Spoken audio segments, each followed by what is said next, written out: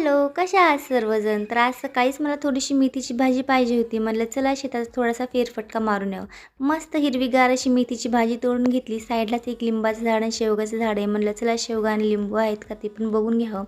तर आमच्या नारळाच्या झाडाला नुकतंच जे आहे ते नारळाचं मस्त 2 गडे लागलेत आणि बाकीच्या नारळाला छोटे-छोटेसे नारळ लागलेले आहेत.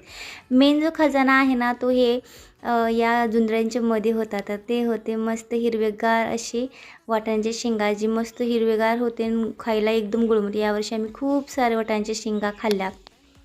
त्यानंतर हे होता हरभरा जो आत्ताच लागला होता. यायला अजून 2-3 दिवस लागणार होते. थोडीशी कोथिंबीर पण तोडून घेतली आणि म्हणलं चला चिक्कू वगैरे पिकलेले आहेत का बघून घ्यावे. पलीकडच्या लिंबाच्या झाडाला खूप सारे पिवळे लिंब लागली होती. ती पण आपल्या टोपलीमध्ये काढून घेतली कारण खाली पडून नंतर खराबच झाले असते.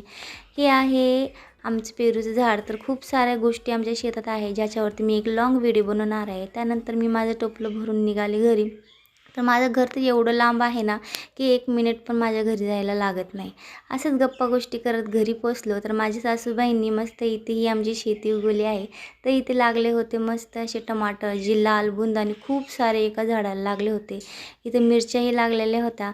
तर मी थोडेसे 2 टोमॅटो पण तोडून घेतले. आणि या टायमिंगला जे आहे ती मस्त फौजींची कमाल असते. तर हे मस्त झोपून राहतात. ते आत्ता उठले होते. मी म्हणलं हे काही वेळ आहे का उठायचं. आम्ही थोडाशी मस्ती करत बसलो होतो. तर आजीला वाटलं की सून नातवाला त्रास देते की काय आजी लगेच आले. शेवटी प्रेम हे प्रेमच असतं. हे आहेत माझे आजी सासू. तर आजसाठी बस एवढंच. Thanks for watching.